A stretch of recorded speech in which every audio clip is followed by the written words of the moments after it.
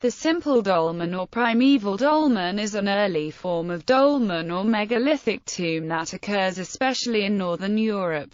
The term was defined by archaeologist Ernst Sprockhoff, and utilised by Ewald Schuldt in publicising his excavation of 106 megalithic sites in the North German state of Mecklenburg-Vorpommern. The simple dolmen emerged in the early days of the development of megalithic monuments of the funnel-beaker culture, and around 3500 BC they appeared across almost the entire region covered by the stone cult structures of Nordic megalith architecture, but not in the Netherlands, in Lower Saxony west of the River Wetten or east of the River Oder, and only once in Sweden. Neolithic monuments owe an expression of the culture and ideology of Neolithic communities. Their emergence and function serve as indicators of social development.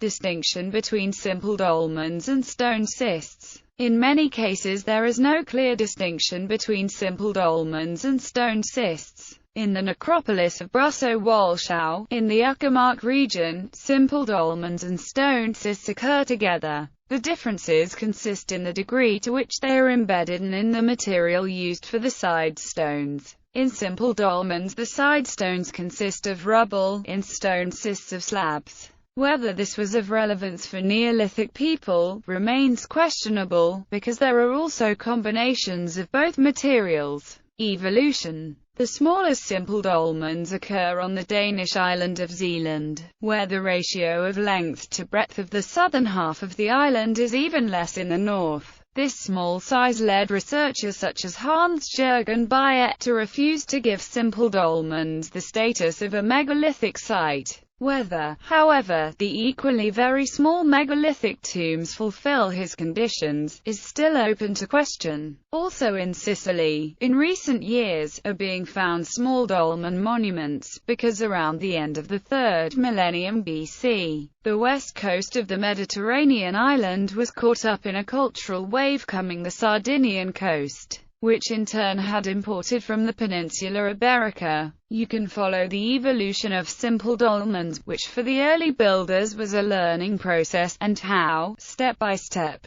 they met the demands placed on them at the time by producing ever more mature solutions. This also applies to the development of simple dolmens into extended dolmens, to its round variant, the polygonal dolmen, and to the great dolmens. Block cists. The prototype of a simple dolmen is the so-called block cist, enclosed on all sides and dug into the ground. It has no entrance and is, once closed, difficult for the technically less skilled user to open and reutilize. It was therefore only intended for a one-time use. On the island of Sylt in Schleswig-Holstein, 2 simple dolmens were found in a common enclosure. But there is usually only one simple dolmen within an enclosure, lying parallel to the longitudinal axis, the so-called parallel type. In Elstrup near Gunderslev, 2 of the 3 simple dolmens form a pair next to one another in the enclosure. The block cist in the Teichskov of Varnus near Abendra and the one in the Norskov on Alsen lie diagonally within the enclosure. North of the River Oder, about 20% of the simple dolmens are covered by a circular mound. Access.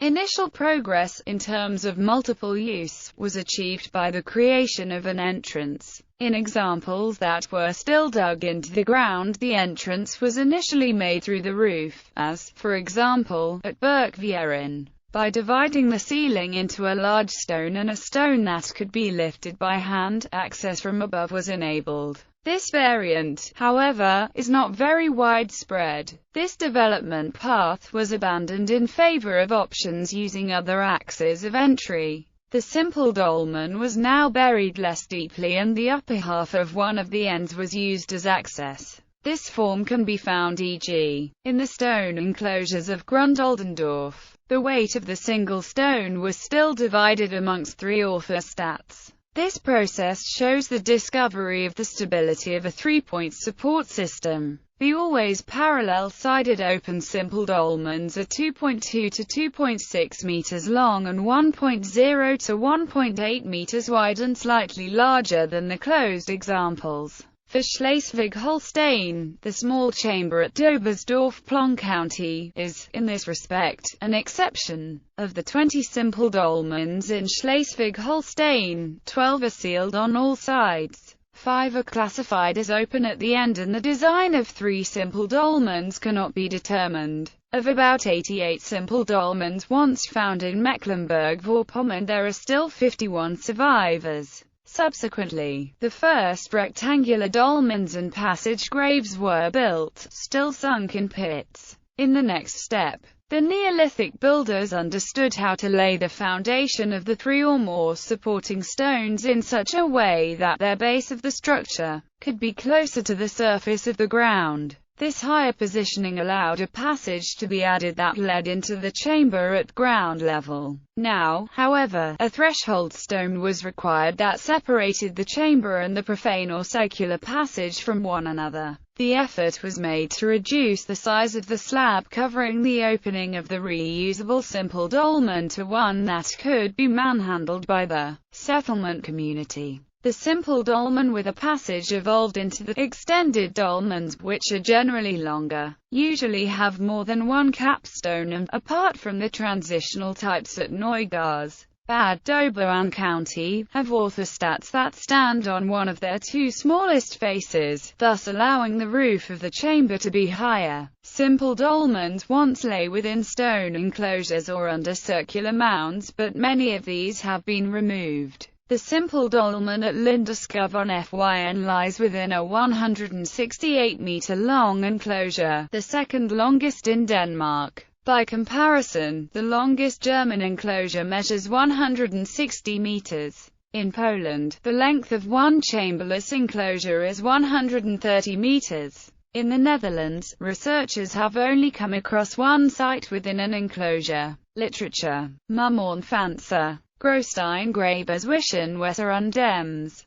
3rd Revised Edition. Isensi, Oldenburg 2000, ISBN 3-89598-741-7. Salvatore Piccolo. Ancient Stones. The Prehistoric Dolmens of Sicily. Brazen Head Publishing, Thornham, 2013, ISBN 97809-5651062-4. Michael Schmidt. Die Altenstein. Raisins a Megalith Culture in Mitteleuropa. Historf, Rostock, 1998, ISBN 3-35600-796-3. Jürgen E. Walkowitz. Das Megalith Syndrome. Europäische Kultplätze der Steinzeit. Bayer & Baron, Lang & Weisbach, 2003, ISBN 3-930036-70-3.